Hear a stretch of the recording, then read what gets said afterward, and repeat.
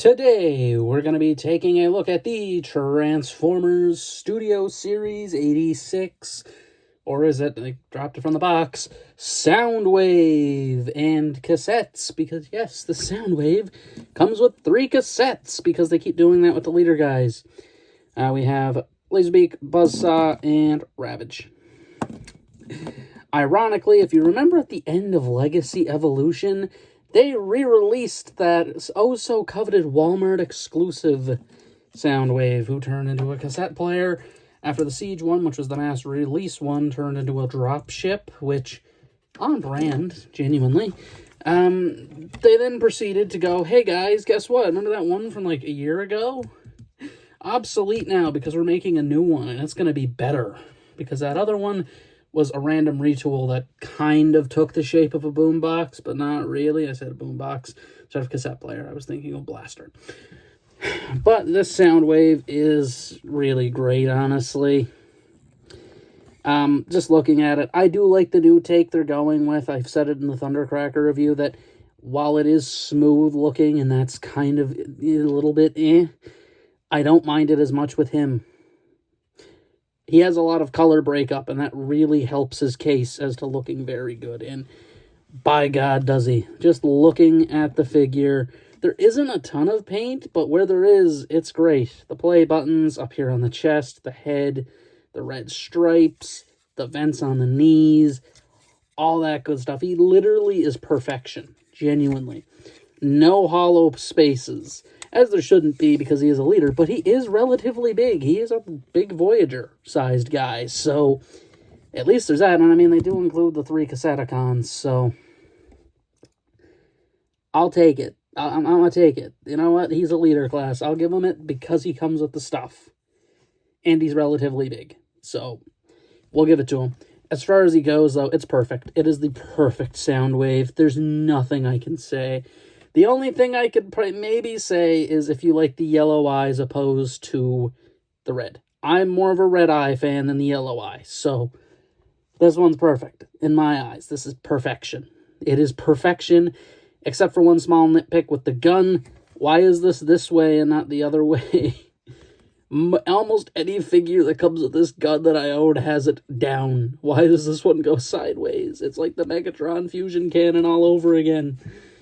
But that's a very minor nitpick, and it's really not as bad as the fusion cannon. Now, is it? The overall design, very nice. There's, like I said, very smooth and flat. Not really a lot. I mean, the color breakup helps him on the arms here with the gray, and then he has the red stripe, which is nice. He does have articulated fingies, so that's good. The play buttons look very good. You got the stop and record, of course. The legs looking very, very nice. Very nicely painted. The head sculpt is perfect. I can't see an issue with it. It's perfection.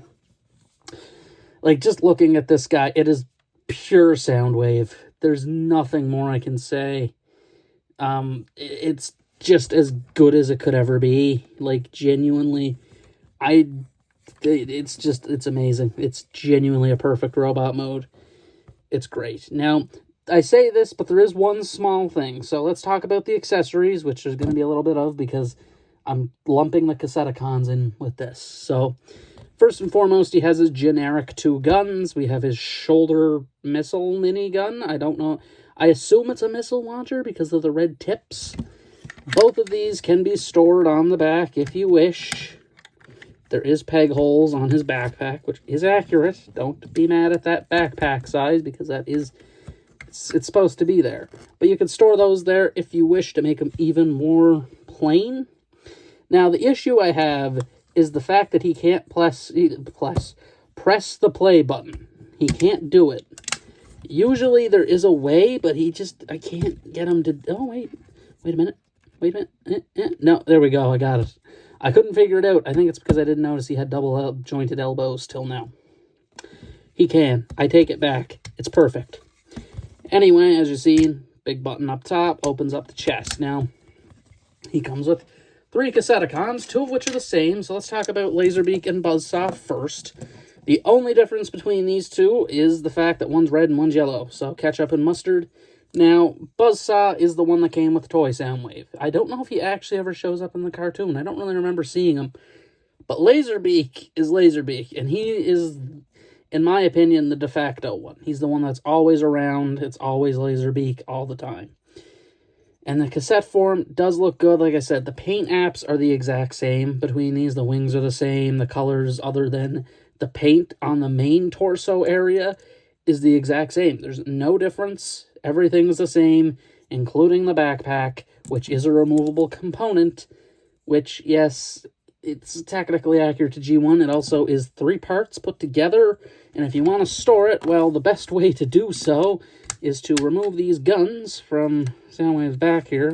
Give me a second to do so. And you can just put those components on his back. It's very easy, and it does work for the birds better than the other ones, because there's 2 of them. It's not if you take Ravage's little backpack, which is his tail component there, it's not going to look as good because they're identical, so it looks pretty alright. To transform the birds, it's pretty easy. You just fold their head back like so, fold the wings forward, fold the legs up, and then fold the wings around, and you get that. So that's the Laserbeak cassette, which we're just going to put in the chest, as you can see. Ta-da! And for Buzzsaw has a tighter neck joint, so I often have to leave it out a little bit because it's so tight. It's just, it won't go like Laserbeak. Laserbeak transforms at relatively no issues, where Buzzsaw does not.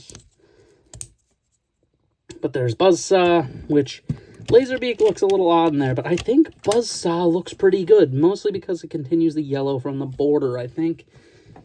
I like it. I mean, it's nice to have them. They're cassettes. You can't really hate on Cassetticons now, can you? Of course, he has another one to talk about, which is Ravage, which I don't mind Ravage that much. I think he's okay. I mean, they've really screwed up Ravage lately, and I mean, I don't really hate this one. It's not that bad. It's solid as the red painted eyes, some nice silver paint on the legs. Cannot move the legs forward at the, like, up the top, but you can move it forward at the bottom, which is a little weird. But it can move backwards at the top. It also has a little joint in the middle for, like, an arched position, which I guess helps him shoot. Then has knee joints looking pretty good. And honestly, that's it. His little missile pods there to transform him, remove his butt. Like that, take his legs, fold them out, fold them in like so. You're then going to take the arms, fold them like that, so that this section can rotate around. Once it's rotated, you just take the front legs, fold them in, and then you just got to come in here and split his head. There we go. And you get the worst cassette. Oh, God, I hate this cassette. It's not a cassette. It doesn't look anything like a cassette. There's nothing that says this is a cassette. The other ones are a lot more rectangular, so it works. And they do have the little, like, rewindy parts there. While Ravage does have them, they're there. No worry. They're barely visible, but they're there. It just looks like it's a folded up thingy. Like, these look kind of like a folded up thingy, but this looks a lot like a folded up thingy. Ravage is not great, in my opinion. But let's throw in another 86 Cassetticon, because why not? And I have him. Rumble. I think we've seen this guy before. He was sold separately ages before this guy was ever conceived, probably. And he's good. You've probably seen him War Frenzy multiple times. Rumble's my favorite Cassetticon, so it only makes sense to have him. So, you know, it's nice to have him. His articulation is actually kind of there because he has ball-jointed shoulders, no elbows, but he has all the leg articulation you could want. So that's nice, and a ball-jointed head. So he is actually pretty solid. He even comes with his pile driver accessories as well, which just plug on over the hand like so. Pretty good if you ask me. And he also comes with the guns, which can be pegged onto the wrist or his back. I prefer the back, though. But that's that. He also has the best cassette out of any of these, which he should because he was a core class release, meaning, yes, he was $20. $20 for this little guy who, like I said, I do quite enjoy Rumble. Easily the best cassette they've released. Easily. Like, this isn't even a contest. Look at this cassette form. It's actually good. It looks like a cassette. And if it was transformed right, it's bent. Sometimes it warps if you don't transform it right. It looks so good in there, too. It's great. I know we just had a whole segment on Cassetticons, but it had to be done. And my favorite part when you're done with them is you just have a pile of little micro cassettes. Now I'm buying Perceptor because I want Ratbat, and I'm going to track down Frenzy. I'm gonna. But yeah, I mean, it's nice to have the cassettes at least, and they're pretty well your primary accessories for this figure, so, I mean, not really much more to say on that, except let's get into the articulation here for Soundwave, which is pretty solid. Ball-jointed head, but it does kind of unlock the back a little bit, doesn't really peg in. Forward and back. Does have butterflies. These were installed, I'm pretty sure, just to be butterflies, so that's good. As mentioned earlier, he does have the double-jointed elbow, though that other joint is a little bit stiff. Rotation at the hands, open and close, a waist swivel. I just realized something. I'm an idiot. I've had him mistransformed the entire day. You're supposed to rotate his waist around. I've had him mistransformed this whole time. That's fine. We have forward and back, outward, knee joint, swivel. We then have the tilts and all the other stuff. Man, I can't believe I just had him mistransform the entire 12 minutes so far of this review. That's insane. Anyway, that's that. Let's get into the transformation here for him, which is really basic and pretty easy, actually. So to start it out, we're going to come to the back, and we're just going to open it up. We're going to fold in his head like so. We're then going to take his blasters, which then just peg on the back to be little batteries, like the olden one. Yes, that's probably one of my favorite aspects of the original, is that the guns are pretty well actually meant to be batteries. And rotating this back around to see how we had him the whole time, I only realized it when I went to move the legs forward. I was like, oh yeah, he doesn't have a mono skirt. I forgot about it. I can't believe I had it backwards. Anyway, most of the transformation takes place in the legs. We're actually going to go up to the hands first to get, like, their one step out of the way, which is you simply just flip the hands in and close it. And I'm going to do that. And I'm going to come into the legs and open up these panels, which have the little dial detail and little switch. But ultimately, those little details are just there as random Easter eggs, really, because you just fold these back in. They don't do anything. I kid you not. They really don't do anything. Fold the arms back like that. Come into the butt flap skirt. Flip out those components there. And then take them, fold his legs up in a classic Soundwave maneuver. This is literally how every Soundwave ever has transformed, I think, is by just throwing the arms away or on top. There's literally no in-between on this. And push in these little side bits to make him a perfect square rectangle guy, except for some gaps, and there we have him. I mean, I've already made my opinions on inanimate object modes clear, I think, in the past. I'm not a massive fan of them. I know how iconic this is, but I don't mind the dropship concept that Siege had. I was probably the one person who didn't mind it. Of course, it's not complete if you don't put a cassette in there. Come on now. You got to put a cassette in there. But I mean, overall, what am I supposed to do with it? It's a box. It's a box. The only thing you can do is put cassettes in and out, which is very fun. It's something that's great to do, honestly. It's kind of just something you just fidget with, honestly.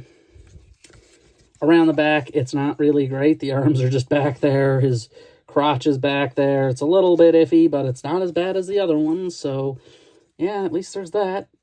And ultimately, I mean, they put the side details on the inside of the leg. I mean, either I'm mistransforming this horribly, or they genuinely did do that and just decided, you know what, we'll just put it on the inside. Nobody's going to care.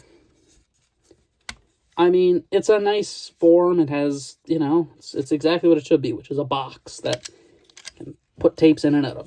There's not really much more to say about it, honestly. So, you know what, let's just get to the final thoughts here on Soundwave and his Cassetticons. Soundwave is spectacular. This thing is, even for the price point, similar to Megatron, although, well, actually, Megatron was relatively big. I think this guy's worth it. The leader price point, I know people have been, you know, I said it in the Astro Train review, that the leader price point, you know, it's a little bit iffy. They've been getting smaller and smaller through the years. Everyone's aware of it.